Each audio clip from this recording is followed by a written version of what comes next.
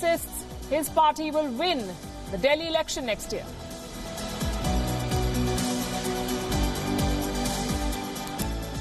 Good evening and welcome to India Watch. The election is over. A new story has just begun. Modi 2.0. Who will make it to his team? What will be its priorities and agenda? On this show, we'll track the India story, not the needless controversies, not the distractions, the he said, she said debates that get blown out of proportion, but the development initiatives, the reform agenda, the issues that really matter. As always, verified reports and unbiased, clear, to-the-point analysis. I'm Palki Sharma Upadhyay. Let's begin the show. Less than 24 hours to go for the swearing-in ceremony of new Prime Minister and his cabinet, the new old Prime Minister Narendra Modi. Delhi is abuzz with speculation who will get what. Prime Minister-elect Narendra Modi and BJP President Amit Shah met last night. The meeting lasted for 5 hours, so you can well imagine how much ground there was to be covered. Reports say that they finalized a list of names for the Union cabinet. As usual, none of it has been shared. Anyone who's telling you that they know who's getting which post is quite frankly lying. But we can say for sure that some ministries will see changes, like finance perhaps, and foreign affairs. We'll discuss that in detail in a bit. For the moment, let's look at the preparations. The preparations for tomorrow. Rashtrapati Bhavan is gearing up. As many as 6,000 guests are expected to attend the swearing-in ceremony at the forecourt of the President House. The guest list includes leaders of BIMSTEC countries, heads of state from the Kyrgyz Republic and Mauritius, political leaders from across party lines and celebrities. Among the absentees will be Mamata Banerjee. She will not attend tomorrow's event. The West Bengal Chief Minister had a change of heart. She posted a terse message on Twitter, and here's what it said. The ceremony is an august occasion to celebrate democracy, not one that should be devalued by any political party that uses it as an opportunity to score political points. Now, this letter made a reference to the BJP's charge that 54 party workers were killed in West Bengal's political violence. Mamata Banerjee says that these claims are completely false. Reports say that the families of the workers allegedly killed in Bengal in the last 6 years have also been invited for the swearing-in ceremony. What a statement that makes. And that is the move that perhaps triggered Mamata Banerjee's sharp reaction. Yesterday, in a surprise move, she had announced that she will attend the swearing-in ceremony. This was right after a large number of TMC members had defected to the BJP. This morning, the Trinamool Congress made a major claim. They spoke about the defections and they said that TMC members have been forced to join the BJP at gunpoint. That's a very serious charge to make. Clearly, the battle for West Bengal is already heating up for the assembly election that's due in a couple of years from now. Meanwhile, the drama within the Congress party continues. No clarity yet on whether Rahul Gandhi will resign as party president or not. Senior leaders are trying to convince him to stay. Some of them, alongside party workers, held a demonstration outside Rahul Gandhi's home. Sources tell WION that the Congress president has refused to meet senior leaders. Today, the Rajasthan Congress unit, led by Chief Minister Ashok Gehlot himself, passed a resolution. Can you imagine what it said? It said Rahul Gandhi should stay on as party president. Mr. Gehlot has been at the receiving end of the Congress top family's ire after the results, mainly due to the dismal performance of the party in that state. But coming back to the winning team, Prime Minister Narendra Modi will unveil his new cabinet tomorrow. It's both a challenge and an opportunity. The BJP has a large number of re-elected MPs, so they also have a fair share of first-timers. Some old hands are out. So while the challenge is to find leaders who have experience, who can deliver, it's also an opportunity to infuse fresh blood. Finance Minister Arun Jaitley, for one, had recused himself. He said he doesn't want to join the next cabinet, but the Prime Minister doesn't agree, which is why he chose to personally visit Arun Jaitley earlier this evening to urge him to reconsider his decision. Even if Arun Jaitley decides to take oath on Thursday, there are some other major vacancies in the cabinet. The Foreign Affairs Ministry is one. Sushma Swaraj did not contest this election. As we speak, hectic parleys are underway. Who is going to get which ministry? About an hour back, Narendra Modi's principal secretary, Nripendra Mishra, paid a visit to Amit Shah at his residence. So some last-minute work, we can assume, is still pending. And Rajnath Singh paid a visit to the Prime Minister's residence. A number of names are doing the rounds on who could get the plum posts. The most prominent ones are BJP President Amit Shah and Railway Minister Piyush Goyal. Now, Amit Shah doesn't need much explanation. He is the party president. He's had a big role to play in Narendra Modi's journey. But Piyush Goyal has also served as finance minister. He was finance minister when Arun Jaitley had to travel abroad for his treatment. He even presented the budget. Modi will also need to take a call on Jitendra Singh. For the last 5 years, he served as Minister of State in the Prime Minister's office. He handled departments like space, nuclear establishment, even personnel, all of this directly reporting to the PMO. Will he be rewarded and elevated as minister with independent charge or even as a cabinet minister? We'll have to see. Some ministers did a good job in the previous government. The performers include Petroleum Minister Dharmendra Pradhan, Information and Broadcasting Minister Rajyavardhan Rathore, HRD Minister Prakash Javadekar, Parliamentary Affairs Minister Mukhtar Abbas Naqvi, and the indefatigable Smriti Irani, who comes with a new feather in her cap, the victory over Rahul Gandhi in Amethi. Her case is going to be keenly watched. She was shifted out from both the INB and HRD ministries to textiles because of controversies. But she has emerged stronger with every pushback, making many of her peers uncomfortable with her rise. It'll be worth watching how she is rewarded for her Lok Sabha performance. Then we come to Nitin Gadkari, a senior face in the government and the party. He served as BJP president. He holds a number of portfolios, but he was not accommodated in the top 4 ministries in the CCS, Cabinet Committee for Security. What's in store for him? Accommodation or elevation? Next on our list is Suresh Prabhu. He was minister in charge of commerce. He had to be shifted from the railways ministry to commerce because of poor performance. And then we have Ravi Shankar Prasad. He's been elected to the Lok Sabha this time. He served as law minister. Will he be given a new ministry? Will he be asked to continue as law minister? The government needs a seasoned candidate here. The challenge for the Modi government is to promote meritocracy. For example, Aparajita Sarangi. She is the BJP's MP from Bhubaneswar. She resigned as an IAS officer last December. She's expected to find a place in Modi's Council of Ministers, the way Hardeep Puri did, the way Alphonse did. They were inducted in the 16th Lok Sabha. The RSS also has a wish list, as always. They would like Sangh loyalists to be incorporated. Last time the RSS pushed for Radha Mohan Singh. He was the agriculture minister. There's a question mark over his portfolio this time. Similarly, Modi will have to accommodate people from the northeast, allies in Tamil Nadu and Telangana. A big share is expected to come from West Bengal as the state will go to polls very soon. The biggest opportunity is for Mr. Modi to bring about a generational change in the government. The first stint was a mixture of the old NDA and Modi's new BJP. Now this stint, Modi 2.0, will only be about him and his vision of the cabinet. Many of the senior leaders have been retired. Many others are holding constitutional positions. The Prime Minister will have the opportunity to groom young talent. By 2024, he will be 74 years old. He will have to put in place the next line of leadership. Well, over the weekend, he gave a sense of what he expects from this new government. The Prime Minister-elect addressed the BJP and NDA MPs. Not only did he speak about the party's win, he also shared some advice. He hinted on the future course of his government. Listen in. जनता ने हमें इतना बड़ा आदेश दिया है, स्वाभाविक है थोड़ा सीना चौड़ा हो जाता है, स्वाभाविक जरा माथा ऊंचा हो जाता है। तुम थे अच्छा, तुम्हारे गांव वाले मेरे साथ ये किया था। जनप्रतिनिधि को ये सोचने का हक नहीं होता है।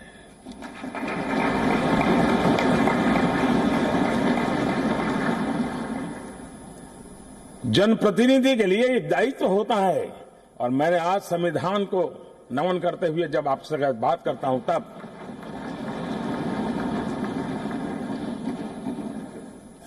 जनप्रतिनिधि के लिए कोई भेद रेखा नहीं हो सकती है। जो हमारे साथ थे हम उनके लिए भी हैं, जो भविष्य में हमारे साथ चलने वाले हैं उनके लिए भी है। जिन्होंने आज हम पे विश्वास रखा है हम उनके लिए भी हैं और जिनका विश्वास हमें जीतना है हम उनके लिए भी हैं। और इसलिए मेरे क्षेत्र का सर्वांगीण विकास और तभी तो सबका साथ सबका विकास ये मंत्र पूरे विश्व ने स्वीकार किया है। विश्व के नेता उसका ट्रांसलेशन करके मुझे कहते कि इसको जरा समझाइए। ये अपने आप में एक बहुत बड़ा मार्गदर्शक सिद्धांत हमारा है। और वीआईपी कल्चर से हम जितना बच सकते हैं हमने बचना चाहिए। साथियों, हम एक बहुत बड़ी जिम्मेवारी पर आए हैं। हम पर दायित्व बहुत बड़ा है। अगर कोई चोट पहुंचेगी तो झेलने की जिम्मेवारी मेरी है। अगर सारी सफलता का यश लेना है तो उसके हकदार सिर्फ और सिर्फ आप हैं। चुनाव बांट देता है, दूरियां पैदा करता है, दीवार बना देता है, खाई पैदा कर देता है। लेकिन 2019 के चुनाव ने दीवारों को तोड़ने का काम किया है।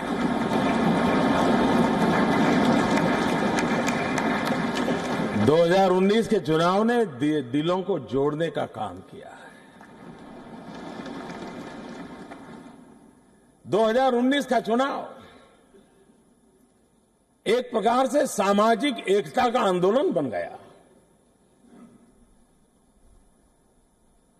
समता भी, ममता भी, समभाव भी, ममभाव भी। ये समभाव और ममभाव का वातावरण, ये समता और ममता का वातावरण, इसने इस चुनाव को एक नई ऊंचाई दी है। और इसलिए शायद भारत के लोकतांत्रिक जीवन में, चुनावी परंपरा में देश की जनता ने एक नए युग का आरंभ किया है और हम सब उसके साक्षी हैं। इस बार के जनादेश की कई विशेषताएं हैं। 2014 में भारतीय जनता पार्टी को जितने वोट मिले थे और 2019 में जितने वोट मिले हैं, उसमें जो वृद्धि हुई है करीब करीब 25%, करीब करीब 25%। लेकिन ग्लोबल पर्सपेक्टिव में अगर ये देखें हम, तो अमेरिका के चुनाव में राष्ट्रपति ट्रंप को जितने वोट मिले थे उतना हमारा इंक्रीमेंट है। यानी स्केल देखिए अब, कितना बड़ा स्केल है। ये भारत के लोकतंत्र की ताकत देखिए। और 17 राज्य, 17, जहां के मतदाताओं ने 50% या 50% से ज्यादा वोट दिया। ये वे वगैरह सारे शब्द जी मैंने बहुत छोटे लगते हैं। और मुझे जब किसी ने पूछा था कि मैं चुनाव अभियान में मैं अनुभव कहता हूं मेरा अपना, और ये शब्दों में मैं अभिव्यक्त भी नहीं कर पाऊंगा। मैं जब इस चुनाव अभियान में जा रहा था, मैं कहता रहा ये चुनाव हम नहीं लड़ रही थी, न मेरी पार्टी लड़ रही है, न मेरा उम्मीदवार लड़ रहा है, न मोदी लड़ रहा है। ये चुनाव मैं देख रहा हूं देश की जनता लड़ रही है। Joining us this evening is Sandeep Mahapatra, political analyst with us from New Delhi, and Sumant C. Raman, senior journalist with us from Chennai. Good evening to both of you. Sumant, if I could come to you first, a 5-hour-long meeting. As we've been saying, this is a great opportunity for the Prime Minister to reshape the government, to give it a new flavor. There's a lot of talk about the new faces, and they will need new faces. How do you think Modi 2.0 will be different from the first version? Well, obviously they need to look for a new finance minister, so that is something which is pretty obvious. Also, the question of whether Mr. Amit Shah is actually stepping into the cabinet or is going to continue as party chief. And I also see the scope for a larger number representation from the eastern states, particularly from West Bengal and Odisha, where the BJP is trying to grow faster. Obviously, Karnataka, which has given them such a huge mandate, I expect a significant representation from Karnataka. And also, overall, I expect possibly some of the younger members of parliament of the BJP being given a chance. So, obviously, the allies are going to be accommodated. There's going to be the Shiv Sena ministers from Akali Dal, Harsimrat Kaur Badal, obviously, from the AIADMK in Tamil Nadu. They are expected to chip in.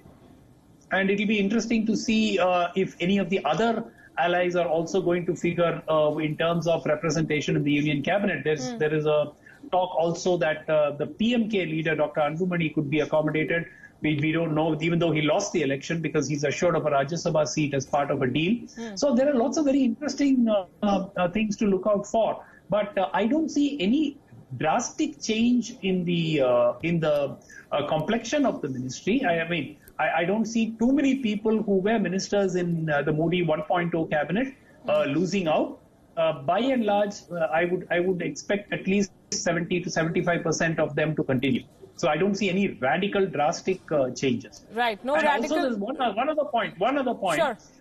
It's also going to be interesting to see how the BJP looks at state elections coming up in a few months' time. So if some of the ministers in the Union cabinet are needed to head state units that are going to elections in the next year or year and a half, you could potentially see them being appointed as heads of the state units and making way for others. That's another possibility. Right. You're saying no drastic changes, and you keep referring to the word accommodation, which doesn't have a very good connotation when it comes to where I'm looking at it from a viewer's, from a voter's perspective, because what has been said about this government is that Modi has come back with a bigger majority. He doesn't have to be burdened by the coalition dharma that the previous government had to deal with, the UPA government. He doesn't have to be weighed down by people who do not merit to be part of the government. Sandeep Mahapatra, in the last stint, Mr. Modi was an outsider.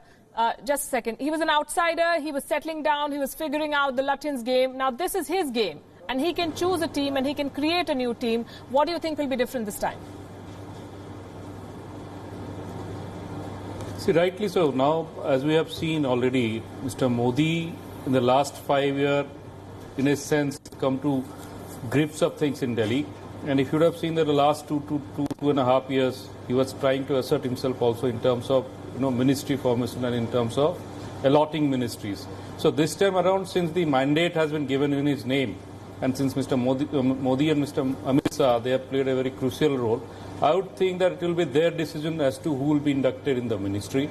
Having said that, I would also think that since there are some states which are going to poll in the coming days or coming in the next 1 year, maybe Maharashtra and Haryana, and for that matter Delhi, there is every possibility of people from there getting a berth in the Union ministry. Apart from that, yes, places like Odisha, West Bengal, and even Northeast. Northeast has been a focus area. In fact, the entire Eastern India has been a focus area of this government. So I would think that people from that area, that region would be also getting representation in this ministry. And in terms of the composition, now that Mr. Jaitley has ruled himself out to be part of the ministry, yes, there are some space to be filled in as to who would be the next finance minister for that matter, or the home minister. These are speculations. But please do understand that in the last ministry also, a person like Ms. Nirmala Sitharaman, who was given the charge of defense ministries, he did a good job. Or for that matter, Mr. Rajnath Singh, Nitin Gadkari, they have all been performing ministers. So I would think that they will be repeated this time around. Who would get what portfolio, it remains to be seen tomorrow, and we'll get to know tomorrow. But all the old hands who have proved themselves, I think they will be repeated again. I think two people will be watched very closely, Sumant, are Amit Shah, because, as you said, key elections are coming up, and nobody can match Amit Shah when it comes to winning elections. So will he be asked to continue to lead the party in those fights, or will he be given a role in the government? Will have to be seen. And the second is, I think, Smriti Irani. Will she be rewarded, or is she being seen as a threat already by some in her party? Sumant Siraman, starting with you. Yeah, I don't honestly think that Smriti Irani will be seen as a big threat. She does not at this point of time carry that kind of mass appeal. So I don't see that. So I would expect her to get a promotion of sorts from the textiles that she was looking after earlier. The second point is that as far as Mr. Amit Shah goes, I think a lot of it will also do with what he himself would want to do. I mean, I'm sure that having led the BJP, along with the Prime Minister to such a massive victory, he would be entitled to at least, have a say in what he would like to do, whether he would like to continue with the party or whether he would like to be in the cabinet. So I think that would be a joint decision between him and the Prime Minister. The most important point I was talking about, the accommodation of allies, is I'll give you a simple example. The Maharashtra elections are due in October. So you need to humor the Shiv Sena. You could have a massive mandate in parliament.